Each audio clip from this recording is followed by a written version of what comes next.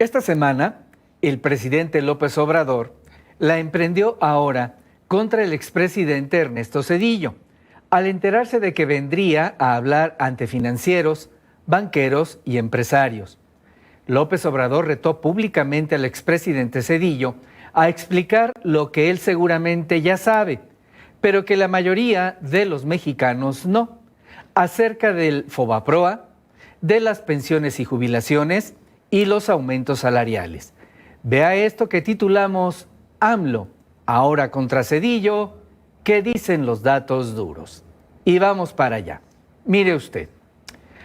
Asumió la presidencia Zedillo en una crisis política por el asesinato del candidato priista Luis Donaldo Colosio y la declaración de guerra del Ejército Zapatista en Chiapas, lo que ocasionó la crisis financiera más grave del país por la salida de miles de millones de dólares y la devaluación del peso más de 60%.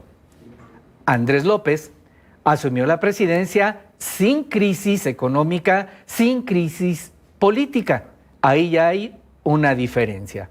Muy bien. Luego, ¿qué dijo el presidente que le quiere preguntar o le quería preguntar a Ernesto Zedillo? Aquí está lo primero, vea. Me gustaría hacerle 3 preguntas. Una, ¿por qué convirtió las deudas privadas de unos cuantos en deuda pública? El FOBAPROA.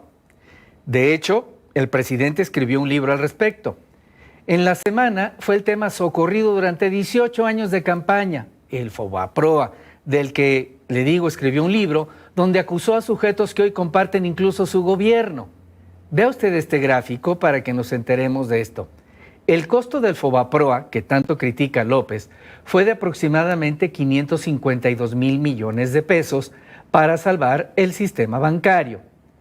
Tan solo en el Tren Maya, la refinería Dos Bocas, el aeropuerto Felipe Ángeles, López ya gastó más del doble de lo que nos costó el FOBAPROA y sin explicar cómo y cuándo recuperaremos la inversión, entre comillas, o qué urgencia tenía de hacerlos. Ahí ya hay una diferencia. Está lo del FOBAPROA. Muy bien, vamos a ver.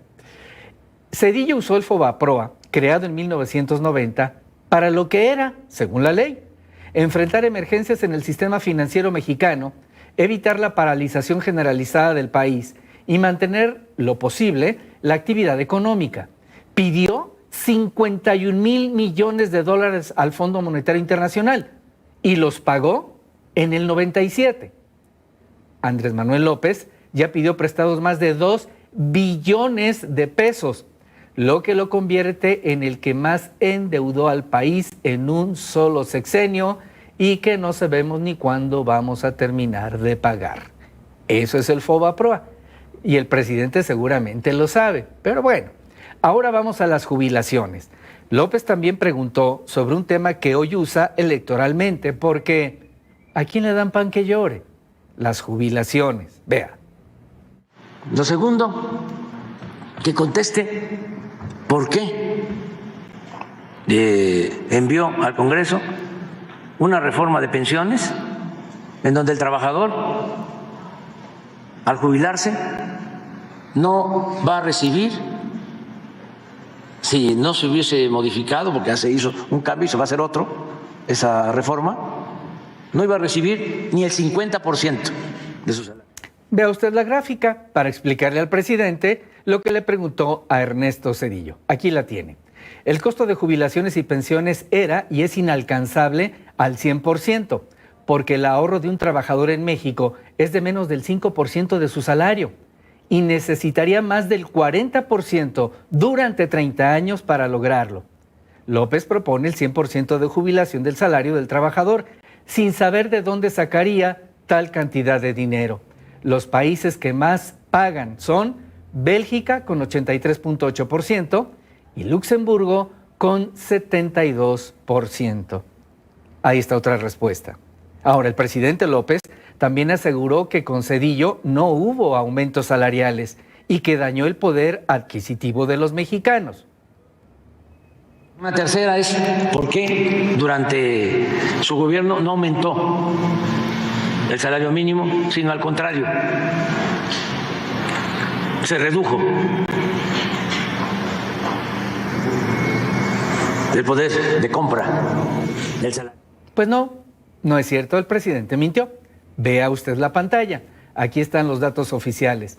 El salario mínimo del 95 al 2000 con Zedillo aumentó, ahí lo tiene, 95, 96, 98, 98 y 2000. Sí aumentó. López mintió sobre el salario mínimo en el sexenio de Zedillo y además mezcló o confundió un aumento salarial con poder adquisitivo. Conceptos de economía totalmente diferentes. Pero mire usted la siguiente gráfica, si hablamos de poder adquisitivo.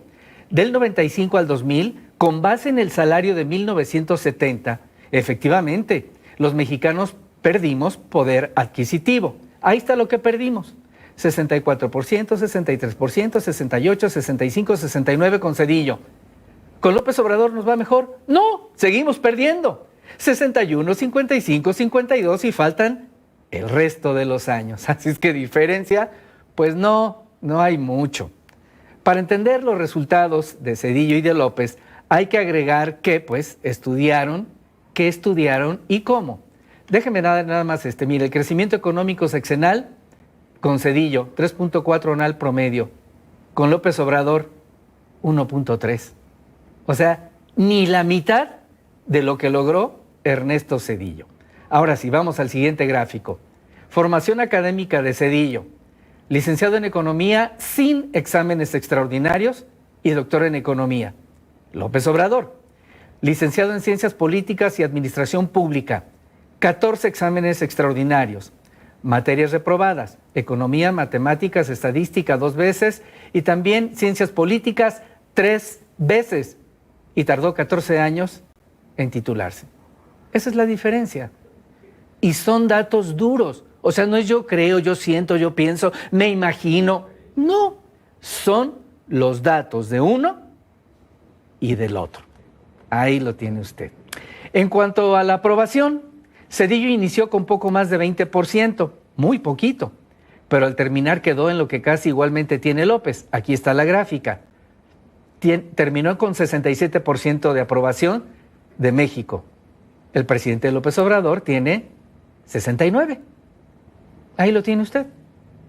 Quedan 187 días para que López deje la presidencia y con datos duros pueda comparar si dejó al país mejor que cuando lo recibió y comparando las condiciones en las que llegó, si su presidencia fue benéfica o peor que la de sus antecesores.